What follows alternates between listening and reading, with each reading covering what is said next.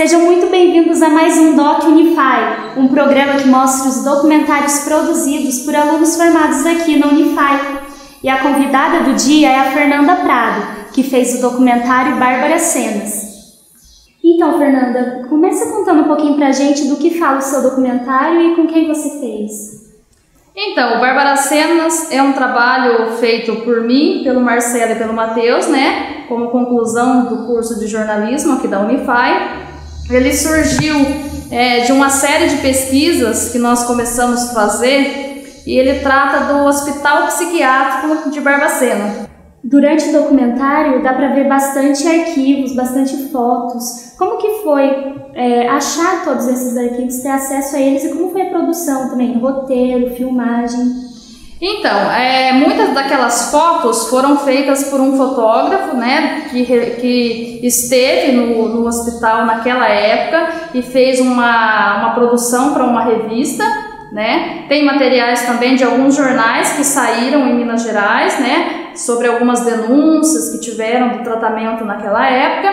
E esse material, esse fotógrafo, que atualmente mora no Rio de Janeiro, ele doou para o Departamento de Cultura da cidade, né? E aí, quando surgiu, nós descobrimos esse hospital, nós tentamos entrar em contato com as pessoas por telefone, e-mail, mas como é um tema que ainda causa impacto na cidade, as pessoas ainda tinham um certo receio. Então, eu e o grupo, né, o Marcelo e o Matheus, nós fomos até Barbacena e começamos a fazer o trabalho de campo mesmo, sem conhecer ninguém, bater de porta em porta, né? De ir investigando e ir juntando as pecinhas, né? Fazendo a pré-produção do trabalho.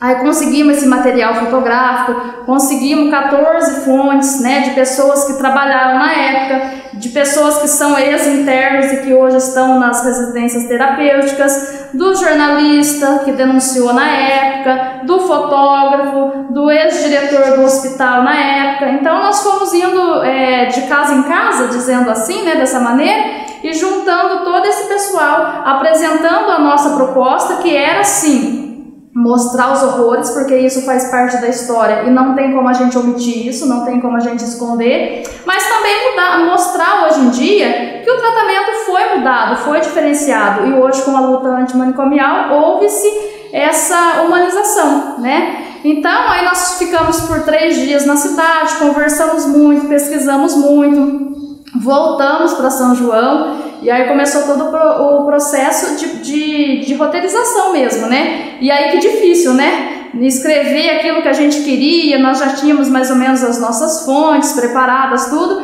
Então nós fomos para as captações das imagens, das entrevistas e tudo mais, e ficamos na cidade por mais 3 dias. E aí quando nós voltamos, foi o trabalho mais difícil. Porque aí então era a roteirização final, né, para a gente começar a separar imagens, decupagem, todo aquele processo conhecido, né, no meio jornalístico, e para chegar à produção final. De roteiro, posso te falar, Alex, que eu acho que nós chegamos a fazer uns 20, porque nós tivemos um material muito amplo, nós tivemos acho que umas 10 horas de gravação.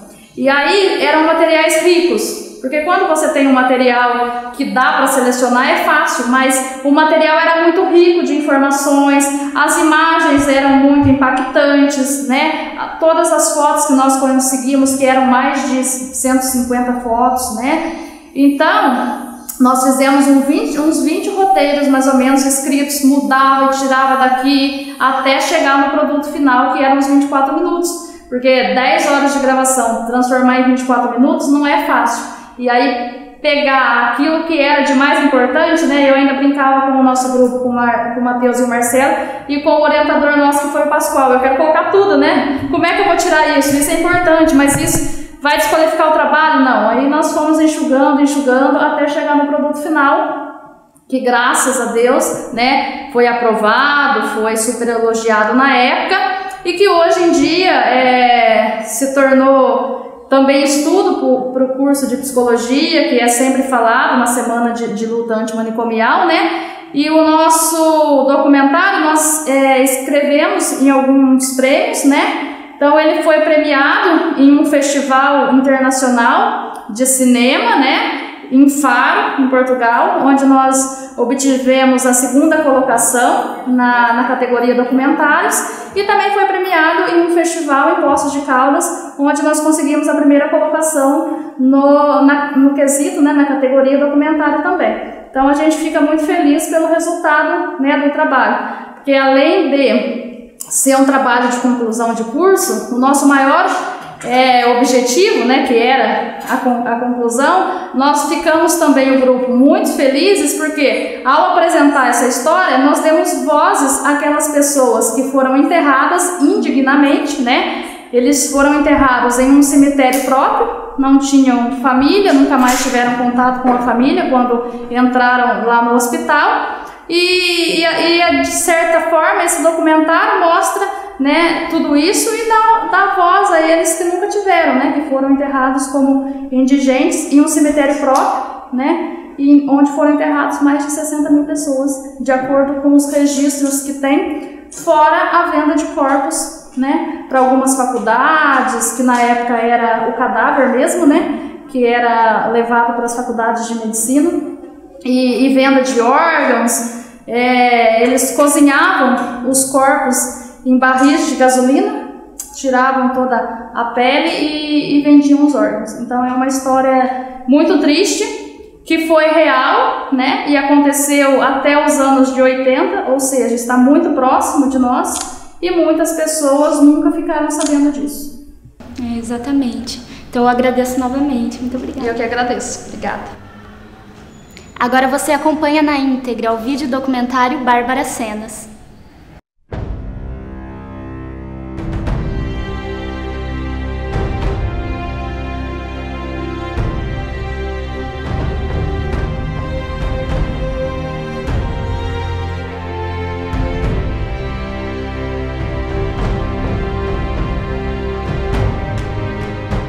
Já beijando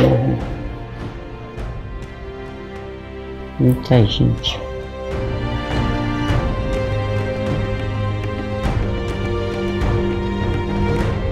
Na hora que a paciente na cela, coitada, Nossa Senhora, não tinha nem comida para elas comer, dormia lá.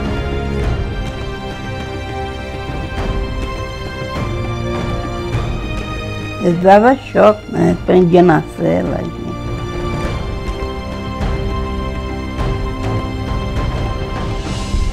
À medida que entrava na instituição, eram loucos. Os que saíam por sorte.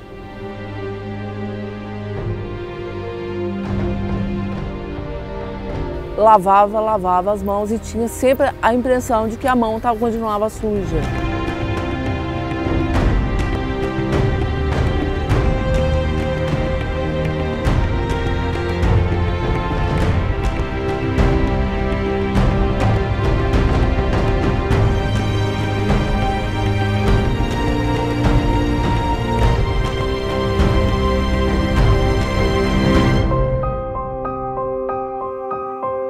Barbacena, interior de Minas Gerais, foi palco de uma das maiores tragédias relacionadas ao tratamento de saúde mental no Brasil. Estima-se que mais de 60 mil pessoas morreram aqui, vítimas de abandono e de outras atrocidades. Um local que passou a ser um depósito de excluídos. Então, tudo aquilo que começa a incomodar a sociedade é encaminhado para a instituição. Então, não só os doentes, mas também tudo aquilo que incomodava. Tanto que, num espaço de 20 anos, de 200 pacientes, ele pula para 5 mil pacientes.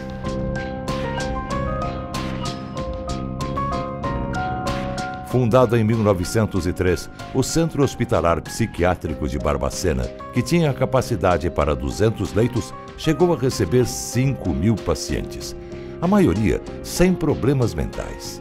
Eram opositores políticos, prostitutas, homossexuais, mendigos, pessoas sem documentação, alcoólatras e epiléticos. O que me impressionou muito é casos assim, corriqueiros, pessoas que eram presas no abatido da polícia em Belo Horizonte, estavam sem documento. Tinha gente que estava sem documento aqui, entrava aqui e só ia sair aqui morto, né? O outro que foi pego estava bêbado, o outro que foi pego fumando maconha. Quer dizer, é como se fosse pegasse o lixo social, foi pegando essas coisas todas e vinha jogado para cá. O sofrimento e o drama de quem ia para o hospital psiquiátrico começavam na viagem. O trem de doido tinha o Hospital Colônia como o destino final.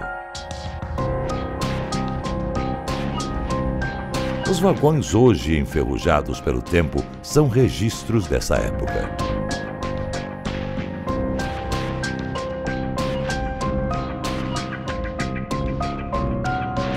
E nesses vagões é que vinham os doentes mentais, que eram mandados em massa para Barbacena. Então isso se lembra muito a logística, por exemplo, dos campos de concentração alemães, que eram localizados justamente onde os ramais ferroviários fossem mais favoráveis. Então a gente percebe aí uma lógica mesmo de envio em massa de pessoas.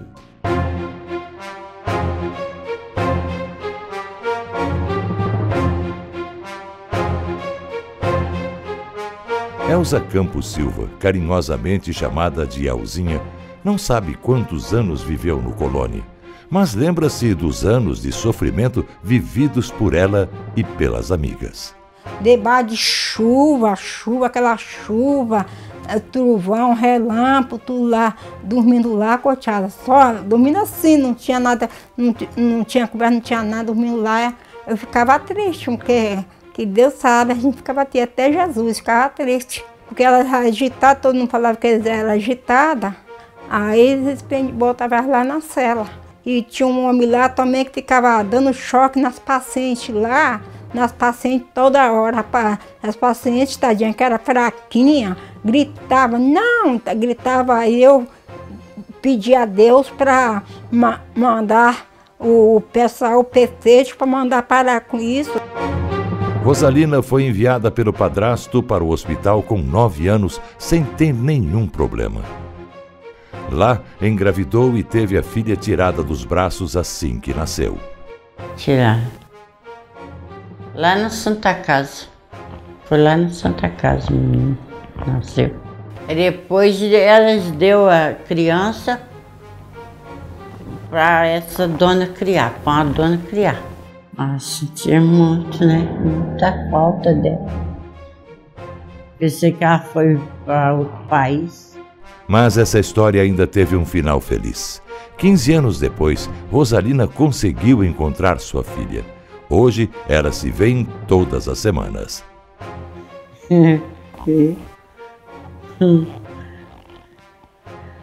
Que alegre. Minha filha. Vejo dia de sábado, de domingo, que elas vêm aqui.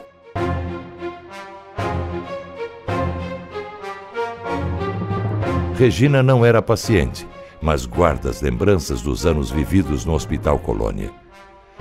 Ela entrou como estagiária em 1985 e passou por quase todos os setores. Aqueles pavilhões todo amontoado de gente, o cheiro era muito forte, eu lembro das paredes ainda sujas de fezes, e eu lembro que eu tinha nojo das minhas mãos, eu lembro que eu tinha nojo de tudo, eu lembro que eu acho que eu fiquei uma semana sem comer. Na década de 60, o repórter fotográfico Luiz Alfredo conheceu o Colônia, ao produzir uma reportagem para a revista O Cruzeiro. Mesmo acostumado a registrar violências do cotidiano, as cenas chocaram o fotógrafo. Um banheiro, uma latrina horrorosa e um doente acocorado, sem roupa, indiferente à minha passagem.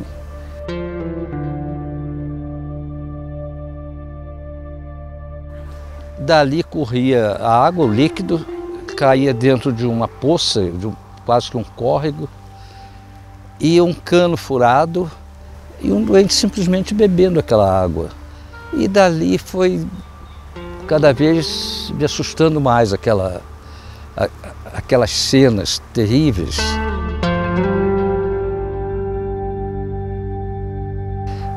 Pequenas celas, apenas o olhar das pessoas ou as mãos crispadas, celas de diversos tipos. As péssimas condições do hospital foram denunciadas também pelo jornalista Irã Firmino, que fez uma série de reportagens no final da década de 70 para o jornal O Estado de Minas. Uma das constatações que mais impressionou o jornalista foi de conhecer internos sem problemas mentais. E a coisa que mais me impressionou mesmo, eu imaginava que todo mundo que era doente mental 100%, entendeu? Eu sou Napoleão, nada disso. As pessoas que eu conversei que sabiam quem era, o nome delas, e elas tinham consciência que elas estavam mesmo abandonadas. Isso foi uma coisa que angustiou demais. Mas ficava estrubuchando depois de dormir. Tinha de segurar aqui, aí eu também ajudava a segurar. Muito utilizada no tratamento da época, a prática do eletrochoque era aplicada sem nenhum critério. Olha, o eletrochoque foi uma prática, entendeu? Até final da década de 70, muito utilizada nos hospitais. Não tinha, era feito como castigo, inclusive. Com um homem ruim lá, um médico lá ruim, aí ele falava assim, não tô nem aí, se morreu, dou choque mesmo. Os mortos eram enterrados em valas comuns e sem identificação nesse cemitério. Construído no alto do morro e que hoje está desativado.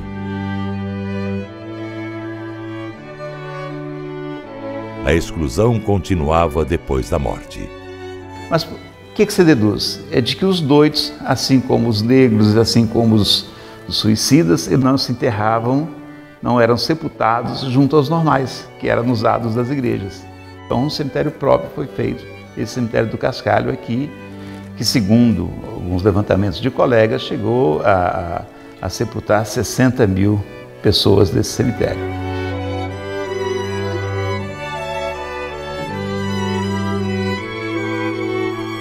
Um hospital, aliás, que tinha um cemitério próprio, o ironicamente chamado Cemitério da Paz, porque talvez ali é que chegava a derradeira paz do paciente que era internado para morrer aqui dentro.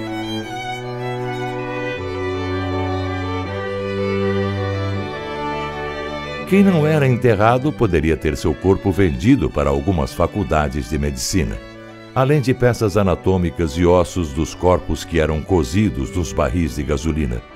Registros em livros comprovam algumas dessas vendas. Agora, a questão de cadáveres, de venda de cadáveres, é um fato também que vai acontecer mais aí no final dos anos 60, que já é uma realidade desse período onde as faculdades de medicina vão ficar em busca aí das peças anatômicas e normalmente o excluído, o rejeitado é que vai se prestar a esse serviço social de servir como peça de estudo. Então, apesar de que a gente percebe nos cadernos aqui do Hospital Colônia que todos os vendidos tinham endereço e nomes de família. E aí a gente percebe que as famílias é que não se interessaram muito em saber nem o que aconteceria com os despojos dos seus entes, né? Então, componente a mais aí. A gente sabe que aproximadamente 1.800 corpos foram registrados com venda, com preços e tudo, e é um componente a mais nessa história. O hospital colhia muitos lucros quando a função dele especial era manter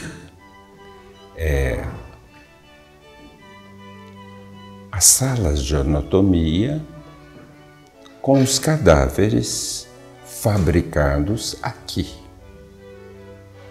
Ou seja,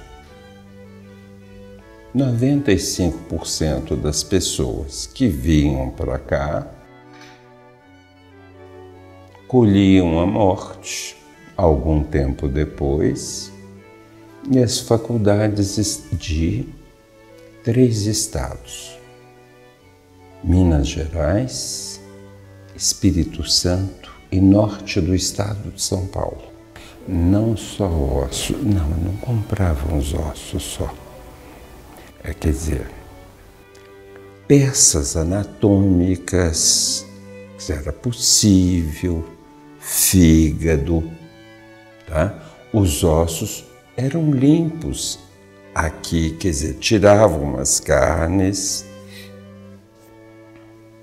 enviavam os ossos para terminarem o trabalho nas escolas de medicina. Certamente, o campo de extermínio funcionava bem.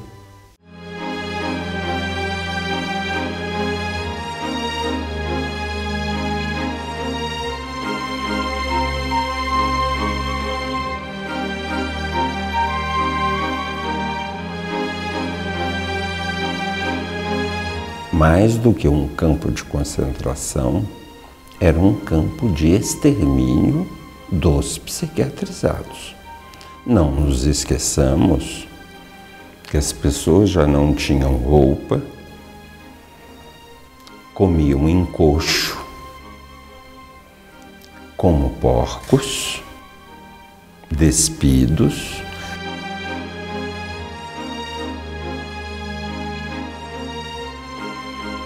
Em julho de 1979, Antônio Simone acompanhou o psiquiatra Franco Basaglia em visita a Barbacena. O médico italiano comparou o Hospital Colônia a um campo de concentração nazista. Eu o trouxe a Barbacena. Na volta para Belo Horizonte, ele não deu uma palavra, estava cabisbaixo, deprimido, e nós fomos para a conferência na Associação Médica. E aí, no jantar, a sós, ele me questiona: olha, de que lado você está? Você é conivente com essa mortandade? Ou eu posso denunciar? Porque, caso eu possa, você me dá ou me chame todos os jornais e todas as televisões. E aí, ele coloca que em Minas, em tempos de paz, havia crimes que não tinham sido mostrados há tanto tempo no mundo. E aí começa mais do que a denúncia. Nesse bom momento, começa a reforma da psiquiatria enquanto movimento. A humanização é uma das premissas da luta antimanicomial que surge para redirecionar a psiquiatria com a finalidade de criar um tipo de tratamento. O psiquiatra Franco Basaglia é um dos pioneiros dessa causa. Então, a luta antimanicomial vem para dizer isso, vem para marcar isso. Então, é uma luta mesmo, né? Ela vem para marcar exatamente esse ponto. Olha, não é assim, nós não podemos tratar as pessoas da forma como a gente trata, né? Como estava sendo tratado. Eu acho que isso é o marco da luta.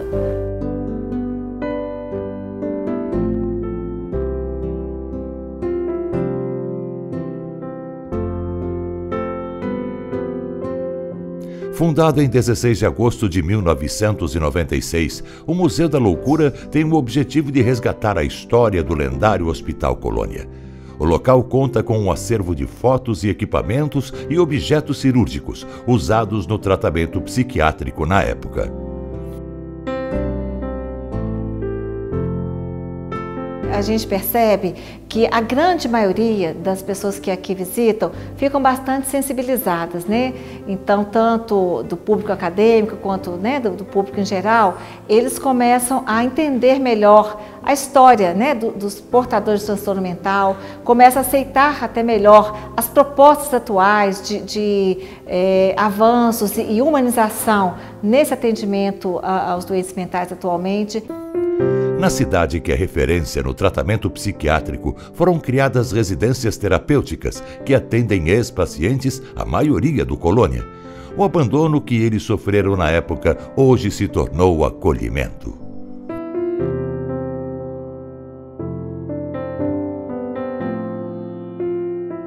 Hoje em Barbacena a gente tem 27 residências terapêuticas. São 151 moradores, mas deshospitalizados já são mais de 250. É muito interessante como que a gente percebe essa realidade. Estava comentando que a primeira casa que saiu, as moradoras não sabiam como que acendia a luz.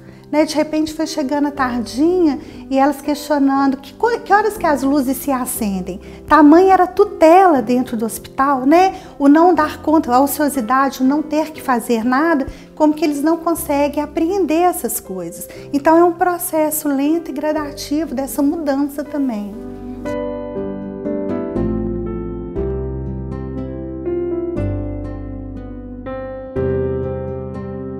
Feliz aqui, graças a Deus. E eu não quero sair daqui não, se elas for tirar eu daqui para botar em outro lugar, não quero sair daqui não. Agora, graças a Deus, eu tenho de tudo. Aqui as cuidadoras mandam comprar carne, a gente compra carne, faz gostosa a comida, bem gostosinha a carne, a cuidadora faz, a gente almoça, tudo direitinho. Eu passei. Já é bonito. Cheio de gente, água, tem um punhado de prédio, de rede. Adelino e Nilta viveram os horrores do Hospital Colônia. Mas hoje, os sofrimentos e as dores deram lugar à felicidade. Casados há 10 anos, eles moram em casa própria e fazem parte dos módulos residenciais terapêuticos. Eu compreendi a leitura dela. É muito difícil. E eu sei tudo, conheço tudo com a letra. Foi comprando umas coisas, pondo aqui, sofá, televisão, e armário do quarto. E daí, quando você precisa de comprar alguma coisa no supermercado, no açougue, ele já conhece nós. As mudanças não aconteceram só nas residências. A humanização no tratamento psiquiátrico chegou também no hospital, que nada faz lembrar dos tempos do Colônia.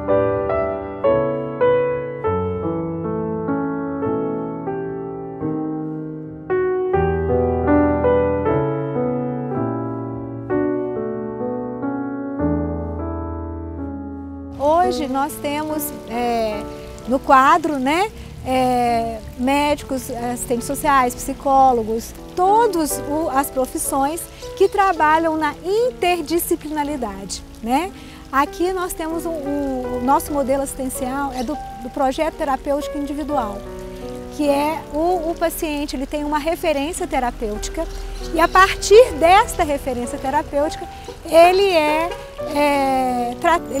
evoluído em relação às questões clínicas, às questões sociais, às questões psicológicas, e as questões de possibilidades e de trocas com o meio externo, A gente trabalha isso.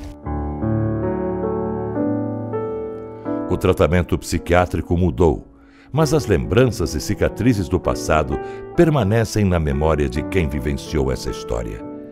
Com o acolhimento, fé e esperança, eles reencontraram a vida.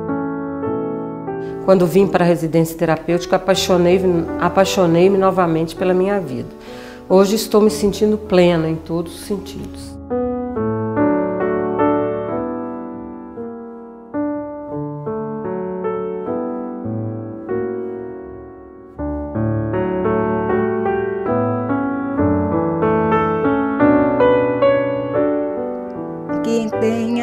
limpa, o coração puro, que não é maldoso, não sabe me amar. O fogo me queima, a água me lava, do Espírito Santo, quem ainda meu ser. Senhor, quem entrará no santuário pra te louvar? Senhor, quem entrará no santuário pra te louvar? Que tem as mãos limpas, o coração puro, quem é maldoso não sabe amar.